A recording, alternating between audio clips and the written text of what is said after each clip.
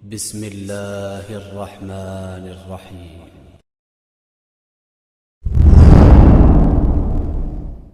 قرآن سننا pod cost.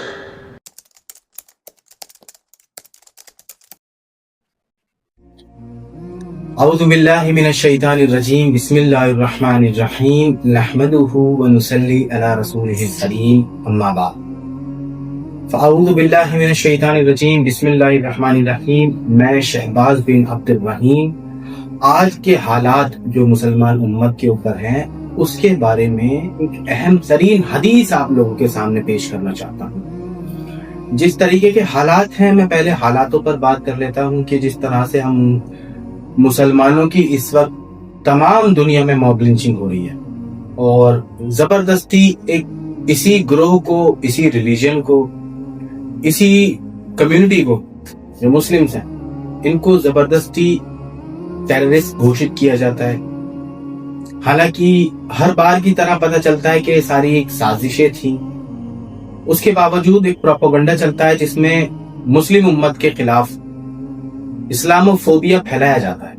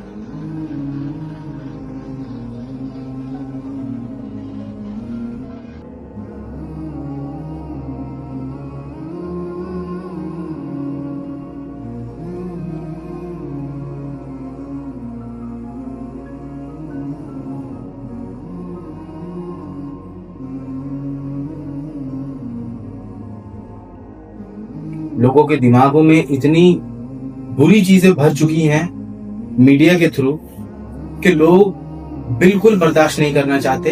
ہر news میں صرف مسلم ڈھونڈا جاتا ہے، تلاش کیا جاتا ہے، اور اگر اس نیوز میں کوئی نان مسلم کا نام ہوتا ہے تو وہ نیوز شو ہی نہیں کی جاتی۔ لہٰذا ایسا نہیں ہو سکتا کہ آج کے حالات کے بارے میں ہمارے آقا رسول اکرم صلی اللہ تعالی علیہ وسلم نے ہمیں نہ بتایا ہو۔ ابو داؤد کی ایک بہت اہم ترین حدیث ہے جو میں آج آپ لوگوں کے سامنے پیش کروں گا، جس حدیث کا نمبر ہے 4297۔ دیٹ مینز حدیث میں آج کے حالات بتائے جا رہے ہیں۔ اللہ کے رسول جو آپ نے اس حدیث میں فرمایا، حدیث سن کر ایسا محسوس ہوتا ہے کہ واقعی میں اللہ کے رسول سچے پیغمبر تھے اور آپ علیہ السلام نے بالکل سچ فرمایا۔ تو آئیے ابو داؤد کی ہی اس حدیث کی طرف چلتے ہیں۔ اللہ کے رسول صلی اللہ تعالی علیہ وسلم نے اپنے صحابہ سے فرمایا کہ دنیا کی قوم تم پر ایک دوسرے پر دعوت دیں گی۔ دنیا کی جتنی بھی قومیں ہیں وہ ایک دوسرے کو دعوت دیں گی تم پر کہ ان پر ٹوٹ پڑو، ان کی موب لنچنگ کرو، ان کی کھچائی کرو، ان کے خلاف پروپیگنڈا کرو، ان کا مذاق اڑاؤ۔ بالکل آج کے حالات لگ رہے ہیں۔ صحابہ نے پوچھا کیا اس وقت ہماری تعداد بہت کم ہوگی؟ اللہ کے رسول نے فرمایا نہیں، تمہاری تعداد تو بہت ہوگی لیکن تمہارے اندر ایک بیماری پیدا ہو جائے گی جس کا نام ہوگا وہن۔ صحابہ اکرام نے کہا اے اللہ کے رسول وہن کیا ہے؟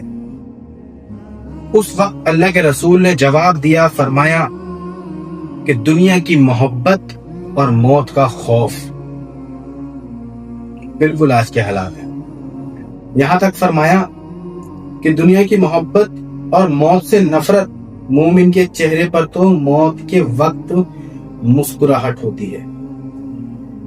لہٰذا جب وہ دور آ جائے کہ ایک مسلمان موت سے گھبرانے لگے، ایک مسلمان سچ بولنے سے گھبرانے لگے، ایک مسلمان حق کی بات کرنے سے گھبرانے لگے، کوتاہی کرے۔ جب وہ وقت آ جائے جب مسلمانوں کے دل میں دنیا کی محبت غالب آ جائے، اس وقت اللہ کے رسول نے جیسا کہ ابو داؤد کی حدیث میں فرمایا، جو میں آپ کے سامنے پیش کر چکا ہوں، اس وقت ہماری یہ حال ہوگا جیسے ہی سمندر پر جھاگ ہوتے تو بہت ہے لیکن ان کا کوئی وجود نہیں ہوتا، 1 منٹ میں وہ غائب ہو جاتے ہیں، ہوا آتی ہے اڑا کر لے جاتی ہے۔ بالکل اللہ کے رسول نے سچ فرمایا کہ آج ہم مسلمانوں کے حالات ایسے ہیں کہ کوئی بھی قوم ہماری موب لنچنگ کر دیتی ہے، کوئی بھی کمیونٹی اٹھ کر ہمارے نبی کے بارے میں بکواس کر دیتی ہے اور ہم کچھ نہیں کر پاتے، اور اگر اس پر ہم کچھ ایکشن لیتے ہیں تو میڈیا اس کو ریکارڈ کر کے پھر اسلاموفوبیا دکھاتا ہے کہ دیکھو مسلمان کیسے کر رہے ہیں۔ یہ چاہے میں سیریا کی بات کروں، لیبنان کی، امریکہ کی، فلسطین کی یا اور کسی دیش کی۔ لہذا میڈیا کو جس طرح سے اسلاموفوبیا پھیلانے کا حکم حکمرانوں نے دیا ہے، اسی طریقے سے یہ اسلاموفوبیا پھیلاتے ہیں، آج سے نہیں کئی سو سال سے۔ جیسے کہ مثلا میں آپ کو بتاؤں، 9/11 اگر آپ کی نظروں میں کسی مسلمان نے کیا ہو تو یہ حقیقت نہیں ہے، سچائی یہ ہے کہ امریکہ کی گورنمنٹ نے خود وہ کیا تھا، تاکہ امریکہ کی گورنمنٹ افغانستان کے ساتھ وار پر جا سکے اور اسلام کو ایک ٹیررزم والا ریلیجن بتا سکے۔ تو سچائی شروع سے کچھ اور تھی اور یہ دکھائی کچھ اور جاتی ہے، لیکن اللہ تعالیٰ کا جس طرح سے قرآن میں فرمان ہے، اللہ کے نبی نے جس طرح سے اپنی حدیث میں فرمایا ہے، مولا علی رضی اللہ تعالیٰ عنہ علیہ السلام نے جس طرح سے فرمایا ہے کہ جھوٹ چاہے کتنا بڑا ہو، سچائی کے سامنے بڑا چھوٹا ہوتا ہے، سچائی سامنے آ کر رہتی ہے۔ لہٰذا ہم مسلمانوں کو چاہیے کہ ہم اپنی حالت پر نظر کریں، اپنے رسول کی سنت پر چلیں، قرآن کے فرمان کو اپنا فرض مانیں، اور جو اسلاموفوبیا پھیلا رہے ہیں ان کو ایکسپلینیشن دے کر ان سے بحث نہ کریں، ان کو صرف ایکسپلینیشن دیجیے۔ اللہ تعالیٰ کہنے سننے سے زیادہ ہم لوگوں کو عمل کرنے کی توفیق عطا فرمائے۔